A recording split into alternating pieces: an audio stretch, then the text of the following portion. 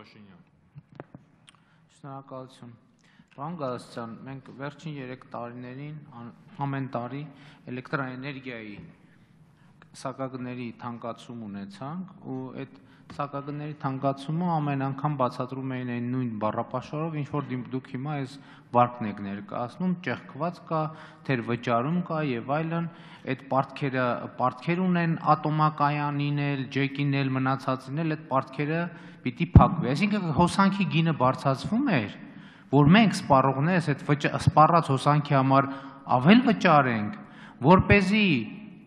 էներգետիկ ցանցերը հեծը վճարի այն պարտքը, որ ունի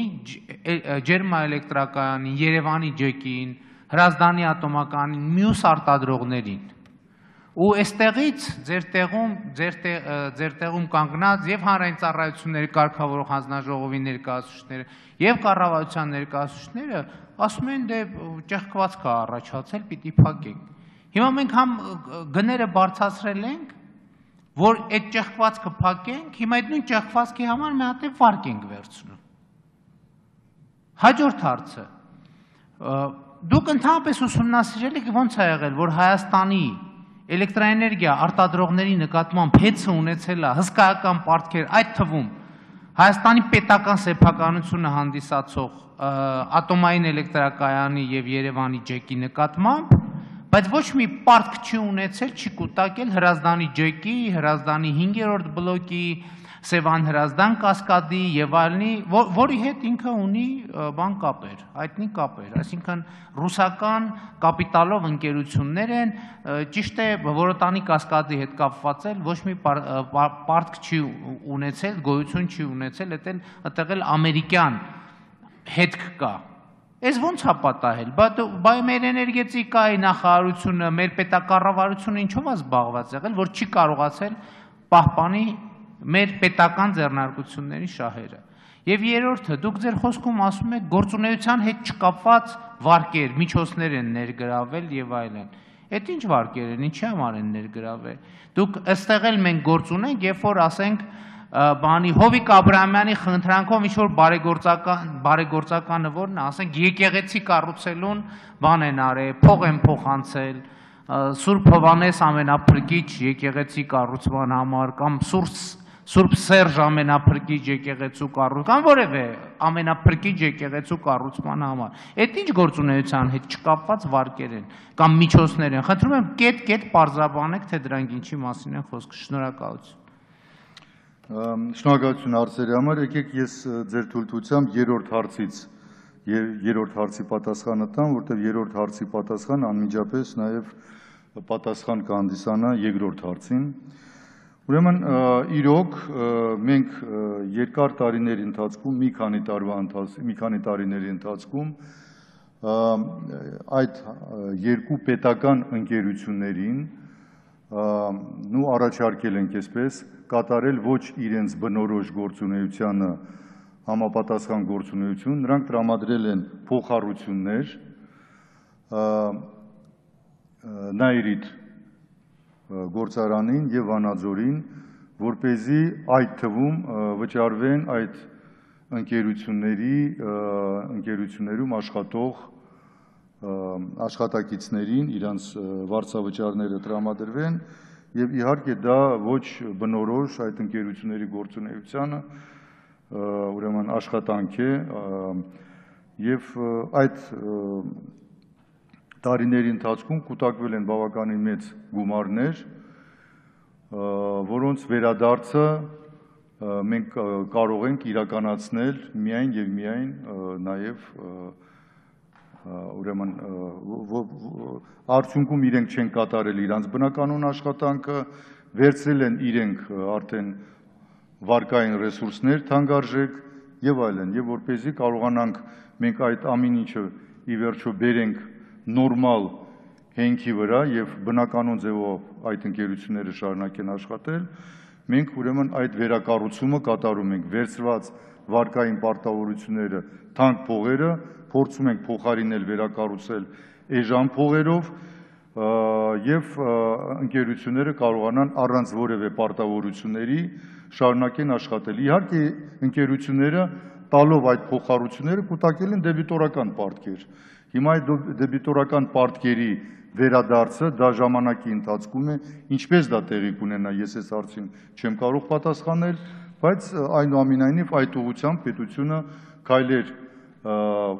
պլանավորում է կատարել եւ ինչ ժամանակահատվածում կլինի, այս բանը ես չեմ կարող ասել։ Պարզ է, որ նման բեռ ոչ պետական ընկերությունների վրա մենք չենք կարող դնել եւ դրանով է պայմանավորված, որ հենց այդ ընկերություններն են ուրեմն հայտնվել նման ֆինանսական իրավիճակում։ Ինչ վերաբերում է առաջի հարցին, ապա ցավոք սրտի ասեցի, որ իրոք տարիների ընթացքում օբյեկտիվ, այդ թվում օբյեկտիվ պատճառներով էլ տեղի ունեցավ, ինչ որ տեղի ունեցավ, մենք բազմիցս դրա մասին ասել ենք, այդ թվում կարգավորող հանձնաժողովի ուրեմն ներկայացուցիչները, որ եղել են առնվազն 3 տարվա ընթացքում, նու երկուսը ակնհայտ է, որ ջրերի քանակությունները մեր գիդրոկայաններում քանակությունները նվազել են, իսկ նրանք արտադրում են ամենաէժան էլեկտրոէներգիան եւ միջինացված գեներացիոն սակագինը փաստորեն մեր մոտ աճել է, ի հաշիվ նրան, որ մենք այդ դեֆիցիտ էլեկտրոէներգիայի ստիպված ենք եղել վերականգնել ջերմային կայանների կողմից արտադրվող էլեկտրոէներգիայով։ Պլյուս մի տարի եղավ այնպես, որ ատոմակայանի 2 տուրբոգեներատորներից մեկը ավելի երկար ժամանակահատվածում չաշխատեց, կապիտալ վերանորոգման անհրաժեշտություն առաջացավ եւ այդ չարտադրված էլեկտրոէներգիան նույնպես ատոմակայանը արտադրում է ամենաէժան էլեկտրոէներգիաներից եւ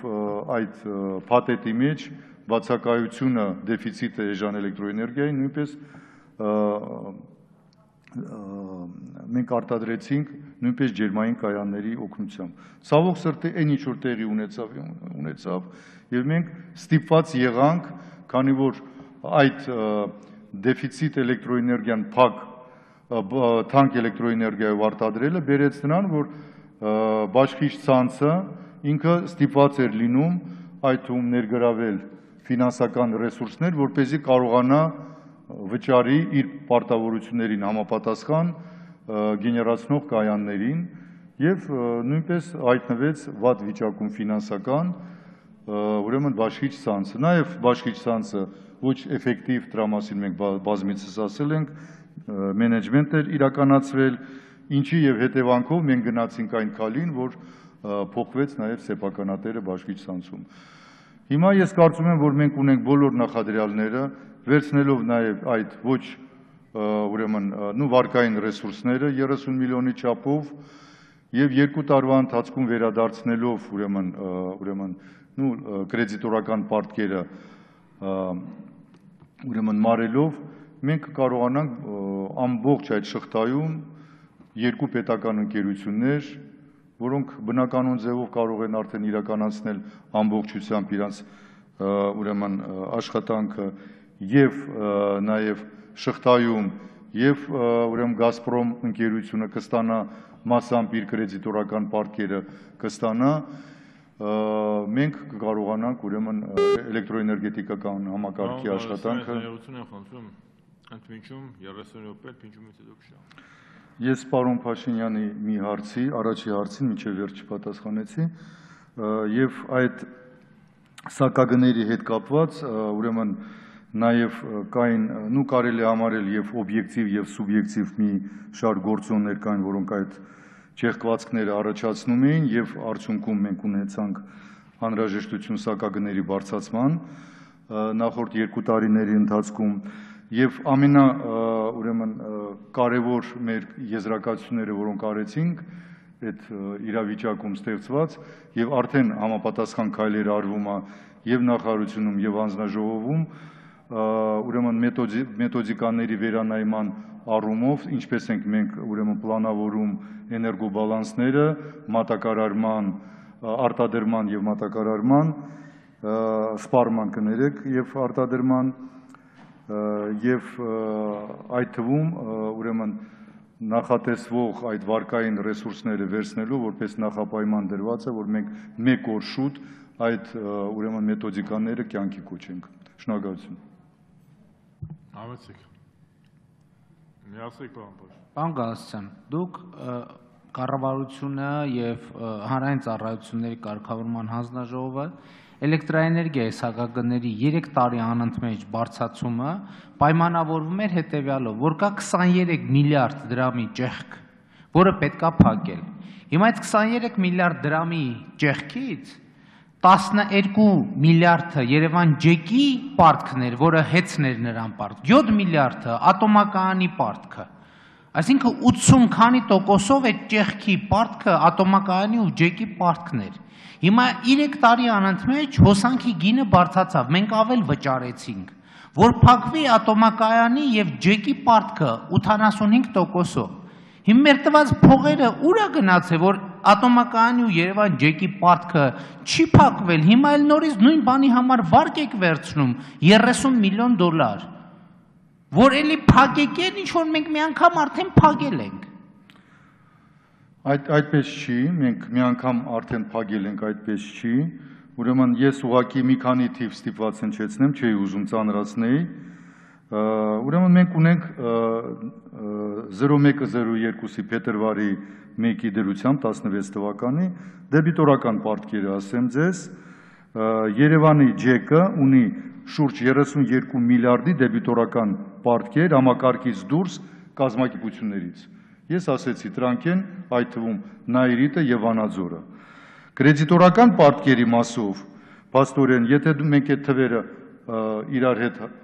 փորձենք համատեղել, կտեսնենք, որ մենք ունենք առևտրային վարկերի մասով պարտքեր ընդամենը ուրեմն 6.5 միլիարդ դրամ, իսկ Գազպրոմ Արմենիայի նկատմամբ ունենք շուրջ 39 միլիարդ։ Այսինքն այս Գազպրոմ Արմենիայի եւ դեբիտորական պարտքերը իրար ոնց որ թե մոտորապես համընկնում են, կարգը նույնն է, իսկ մենք հիմա այս պահին լուծում ենք մեր ուրեմն պետական երկու ընկերությունների ուրեմն կուտակված այդ դեպի առաջի հերթին ուրեմն վարկային կառույցների նկատմամբ թանկ փողերի վերակառուցման հարցը, կրեդիտների վերակառուցման հարցը եւ ուրեմն Երևանի ջեկի կրեդիտորական պարտավորությունները մասամբ կրեդիտորական պարտքերի մարման առումով Գազպրոմ Արմենիայի նկատմամբ։ Այո։ Հեղինե Վիշարյան։